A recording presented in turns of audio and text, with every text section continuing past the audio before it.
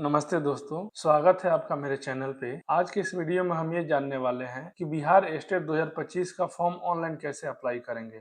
Online apply करने से पहले एक बार आप नोटिफिकेशन को गो थ्रू कर लेंगे, जैसे कि आपको किस पेपर के लिए अप्लाई करना है, पेपर 1, पेपर 2, उसके लिए कितना फी पेमेंट करना पड़ेगा, उसके लिए क्या एजुकेशनल क्वालिफिकेशन है। एक बार आप गो थ्रू कर लेंगे नोटिफिकेशन। अगर आपके पास ऑफिशियल नोटिफिकेशन नहीं है तो वीडियो के डिस्क्रिप्शन में मैं लिंक दे दूंगा, आप वहां से नोटिफिकेशन को डाउनलोड करके और एक बार गो थ्रू कर लेंगे।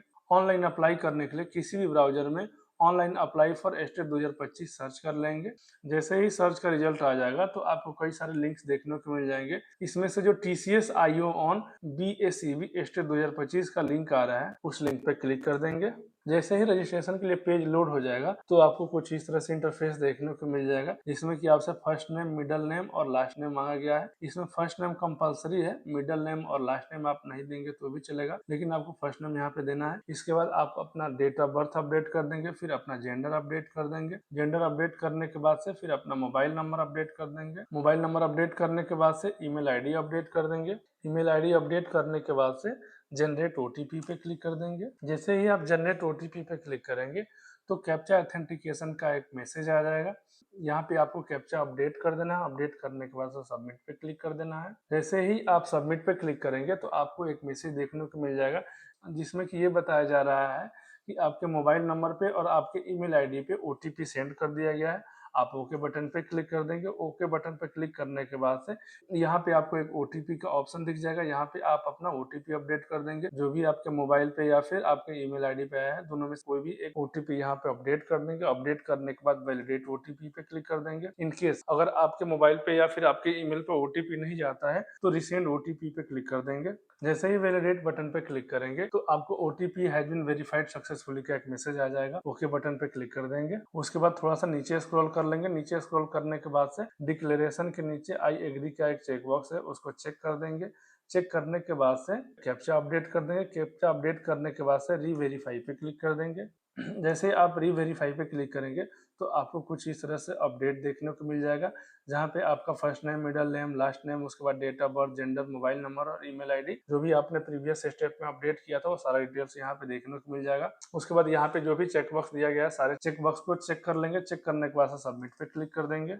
जैसे ही आप सबमिट बटन पे क्लिक करेंगे तो आपको एक मैसेज देखने को मिल जाएगा, जिसमें कि आपका रजिस्ट्रेशन नंबर होगा और इसके अलावा आपके रजिस्टर्ड मोबाइल नंबर पे और ईमेल आईडी पे लॉगिन आईडी और पासवर्ड भेज दिया गया है। तो इसको आप क्लोज कर लेंगे। क्लोज करने के बाद से आप एप्लीकेंट डिटेल्स के पेज पे आ जाएंगे ऑटोमेटिक। यहाँ पे आपने रजिस्ट्रेशन के टाइम पे जो भी डिटेल्स दिया था वो डिटेल्स यहाँ पे आप देख सकते हैं। इसके बाद फॉर्म अप्लाई करने के लिए गो टू एप्लीकेशन पे क्लिक कर देंगे। जैसे ही वेबसाइट लोड हो जाएगा तो आपको कुछ इस तरह से इंटरफेस देखने को मिल जाएगा, जहाँ पे 5 सेक्शन दिए गए हैं: personal details, additional details, communication details, qualification, document and payment. इन सारे सेक्शन को 1 बाय 1 आप कंप्लीट कर लेंगे। जैसे कि पर्सनल डिटेल्स की बात बोलें तो आप यहाँ पे अपना फादर का नेम, मदर का नेम, उसके बाद अगर आप अल्टरनेट मोबाइल नंबर डालना चाहते हैं तो अल्टरनेट मोबाइल नंबर डाल देंगे। फिर यहाँ पे नेशनलिटी अपडेट कर देंगे। उसके बाद आप अपना डोमिसाइल सेलेक्ट कर लेंगे। अगर आप बिहार से बाहर के हैं तो नो सेलेक्ट कर लेंगे। उसके बाद स्टेट यहाँ पे सेलेक्ट कर लेंगे, जिस भी स्टेट से आप बिलोंग कर रहे हो। अगर आप बिहार के डोमिसाइल हैं तो यस पे क्लिक कर देंगे। उसके बाद आप अपना डिस्ट्रिक्ट यहाँ पे सेलेक्ट कर लेंगे। उसके बाद क्वेश्चन पेपर का मीडियम यहाँ पे सेलेक्ट कर लेंगे। उसके बाद आप अपना कैटेगरी सिलेक्ट कर लेंगे। कैटेगरी सिलेक्ट करने के बाद से थोड़ा सा नीचे स्क्रॉल करेंगे तो आपसे यहाँ पे बैंक का डिटेल्स मांगा गया है, जो कि कंपलसरी नहीं है, ऑप्शनल है। तो अगर आप चाहें तो यहाँ पे अपना बैंक का डिटेल्स दे सकते हैं, जैसे कि बैंक का नाम, branch, account number, IFSC code. अगर आप नहीं देना चाहते हैं तो इसको छोड़ भी सकते हैं। उसके बाद आप अपना आइडेंटिफिकेशन मार्क यहाँ पे अपडेट कर देंगे। उसके बाद थोड़ा सा नीचे स्क्रॉल कर लेंगे। नीचे स्क्रॉल करने के बाद इनमें से जो भी डॉक्यूमेंट होगा, जैसे कि pan card, driving licence, voter ID card, passport या फिर पासबुक, इनमें से जो भी डॉक्यूमेंट्स आपके पास अवेलेबल होगा उस डॉक्यूमेंट में यस चेक कर लेंगे। यस चेक करने के बाद से डॉक्यूमेंट का डिटेल अपडेट कर देंगे। उसके बाद यहाँ पे नीचे चेक कर लेना है। चेक करने के बाद से सेव एंड नेक्स्ट पे क्लिक कर देंगे। जैसे ही सेव एंड नेक्स्ट पे क्लिक करेंगे तो डेटा सेव का एक मैसेज आ जाएगा, आप ओके पे क्लिक कर देंगे। उसके बाद यहाँ पे देख सकते हैं कि पर्सनल डिटेल्स का जो सेक्शन था वो ग्रीन हो चुका है और ऑटोमेटिक एडिशनल डिटेल्स में आ गए हैं। उसके बाद अगर आप एक सर्विसमैन है तो यस कर देंगे और अपने डिटेल्स यहाँ पे अपडेट कर देंगे। अगर आप एक सर्विसमैन नहीं है तो नो पे क्लिक कर देंगे। उसके बाद अगर आपके पास कोई भी विकलांगता है तो यस कर लेंगे और अपने विकलांगता का प्रकार सिलेक्ट कर लेंगे। अगर आपके पास कोई विकलांगता नहीं है तो नो पे चेक कर देंगे। उसके बाद सेव एंड नेक्स्ट पे क्लिक करके नेक्स्ट सेक्शन में चले जाएंगे, जहाँ पे कि आपको कम्युनिकेशन डिटेल्स अपना अपडेट करना है, जिसमें कि आपसे करेंट एड्रेस मांगा गया है और एक परमानेंट एड्रेस मांगा गया है। तो आप करेंट एड्रेस पहले अपडेट कर देंगे। उसके बाद अगर आपका परमानेंट एड्रेस सेम होगा तो यस कर देंगे, अदरवाइज नो को सिलेक्ट कर लेंगे। नो को सिलेक्ट करने के बाद से आप अपना परमानेंट एड्रेस यहाँ पे अपडेट कर देंगे। फिर उसके बाद सेव एंड नेक्स्ट पे क्लिक करके नेक्स्ट सेक्शन में चले जाएंगे।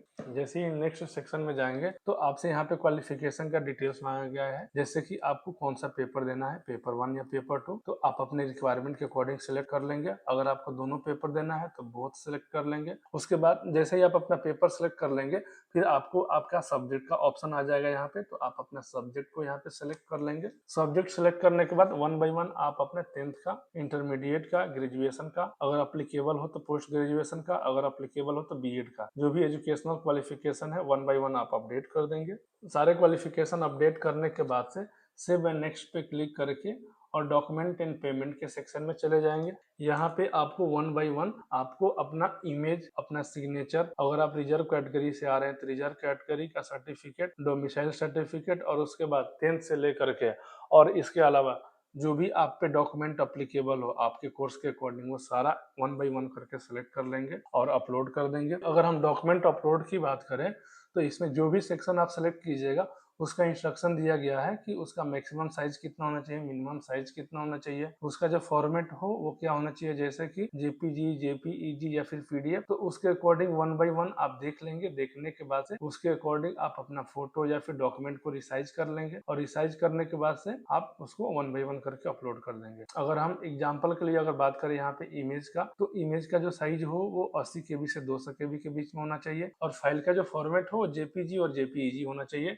और उसका डीपीआई जो हो 200 डीपीआई होना चाहिए। तो इसके अकॉर्डिंग आप अपना इमेज को रिसाइज कर लेंगे। रिसाइज करने के बाद से डायरेक्ट फाइल हेयर और ब्राउज टू अपलोड पे क्लिक करके और अपना फाइल सेलेक्ट कर लेंगे। जैसे ही आपका फाइल अपलोड हो जाएगा तो आपको यहाँ पे देखने को मिल जाएगा कि आपका फाइल अपलोड हो गया है। उसके बाद क्लोज पे क्लिक कर देंगे। क्लोज पे क्लिक करने के बाद से फिर यहाँ पे व्यू अपलोडेड फोटो पे क्लिक करके और आप अपना फोटो क्रॉस वेरीफाई कर सकते हैं। इसी तरीके से आप अपना सिग्नेचर अपलोड कर देंगे। अगर सिग्नेचर की बात बोले तो सिग्नेचर का जो साइज होना चाहिए वो मिनिमम 50 के भी होना चाहिए और मैक्सिमम 200 के भी होना चाहिए और फाइल का जो फॉर्मेट हो जेपीजी और जेपीईजी होना चाहिए। तो इस फॉर्मेट में आप अपने इमेज को कन्वर्ट कर लेंगे। कन्वर्ट करने के बाद से यहाँ से ब्राउज करके और आप अपना सिग्नेचर अपलोड कर देंगे। उसके बाद क्लोज बटन पे क्लिक कर देंगे। उसके बाद कास्ट सर्टिफिकेट के लिए भी आप यहाँ देख सकते हैं कि कास्ट सर्टिफिकेट का जो साइज हो वो 100 के भी होना चाहिए कम से कम और ज्यादा से ज्यादा 2 MB होना चाहिए और फाइल का जो फॉर्मेट हो वो केवल पीडीएफ में होना चाहिए। तो इसके अकॉर्डिंग आप अपना कास्ट सर्टिफिकेट को कन्वर्ट कर लेंगे। कन्वर्ट करने के बाद यहाँ पे अपलोड कर देंगे। उसके बाद क्लोज बटन पे क्लिक कर देंगे। इसी तरीके से